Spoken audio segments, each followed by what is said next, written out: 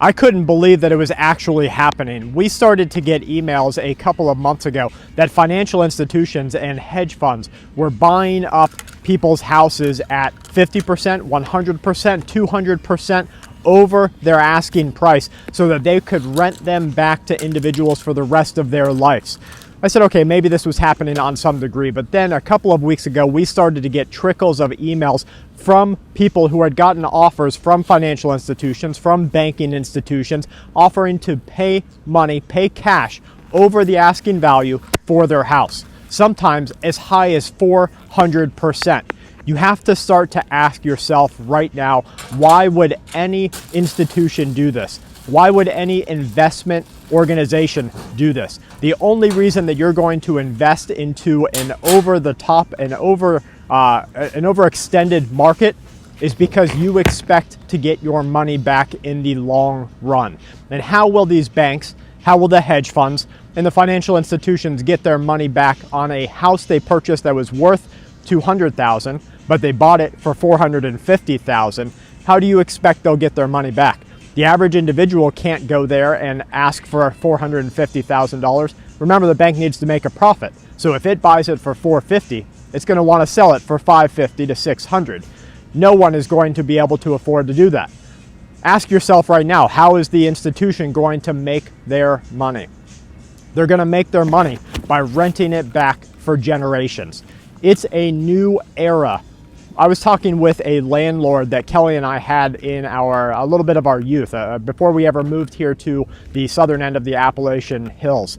And we talked about how before we left there, we were paying rent. We were in that trap and we decided to get out of it. And we took a whim and took all the risk, put everything that we own into a Ryder truck and moved up to Alabama to find property and homes of our own so that we wouldn't be stuck in there forever. And he said, you know what, Brad?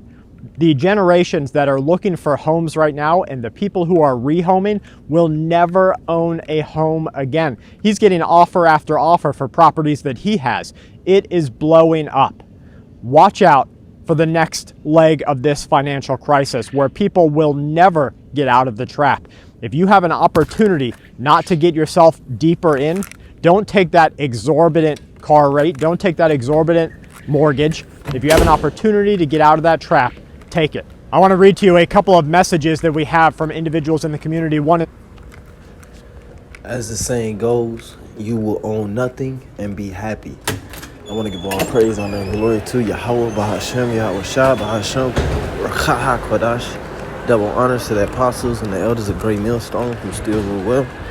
And peace to the elect of the nation of Israel scattered throughout the four corners of the planet Earth, pushing this word in humility and sincerity as commanded by Yahweh, Bahashem, Yahweh Shah, Bahashem, Rakha HaKodash.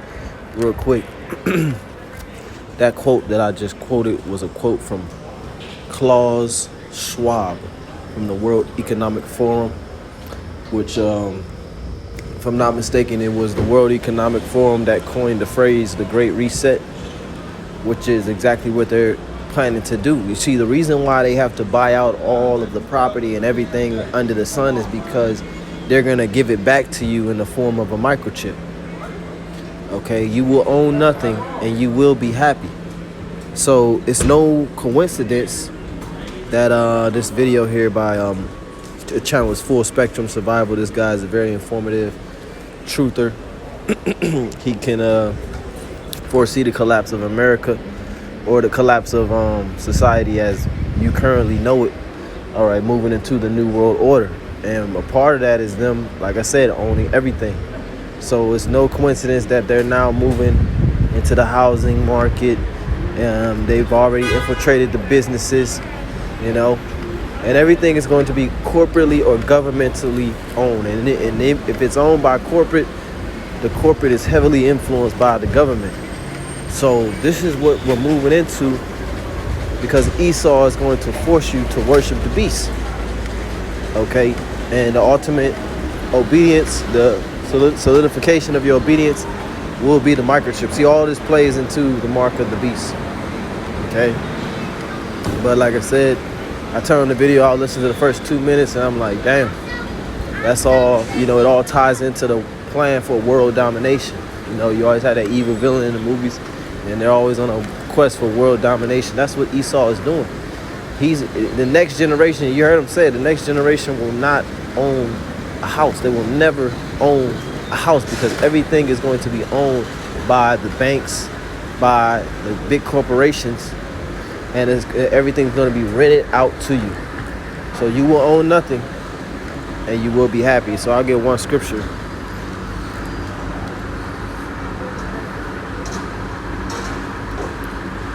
Well, 2 Corinthians 2:11, it says, least Satan should get an advantage of us, for we are not ignorant of his devices, right? And we understand the steps that Satan is taking because he's very patient with his agenda. And we understand that everything is done in gradualism. But there are certain moves that are big moves. You know, this is one of those big moves. And it's being made right under the noses of the people because the people are asleep. You know, the people are indeed asleep. It's that Isaiah. Bear with me.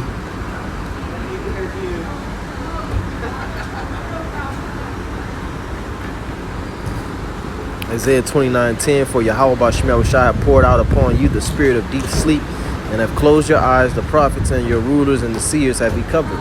Because the majority of people, they may even come across news like this, but they won't think anything of it. They won't lay it to heart that their freedoms and their livelihood is going to be taken away in this manner. Because if they own everything, then that means they can withhold everything, and you will be at their mercy. But we are not in sleep. We are not asleep, right? 1 Thessalonians 5 and verse 5.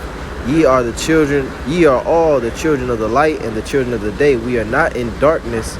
It's like we are not of the night, nor of darkness. Therefore let us not sleep as others do, but let us watch and be sober. For they that sleep, sleep in the night, and they that be drunken are drunken in the night. But let us who are of the day be sober, putting on the breastplate of faith and love, and for an helmet the hope of salvation. So this is what we're doing. We're watching. We're being sober. You know. So I just wanted to report that because that's major news, man. You know, that's good intel right there. You know what they're doing with these houses and how they're buying up everything. And this is why the prices of everything is going up. You know, ultimately because it's going to lead to this manufactured collapse, so that the people will be at the mercy of the top international bankers, the wicked elites of the Edomite nation, which rules right now. The Edomites rule right now. All right, so Lord willing, this lesson was edifying, Brother Yaquam. Shalom.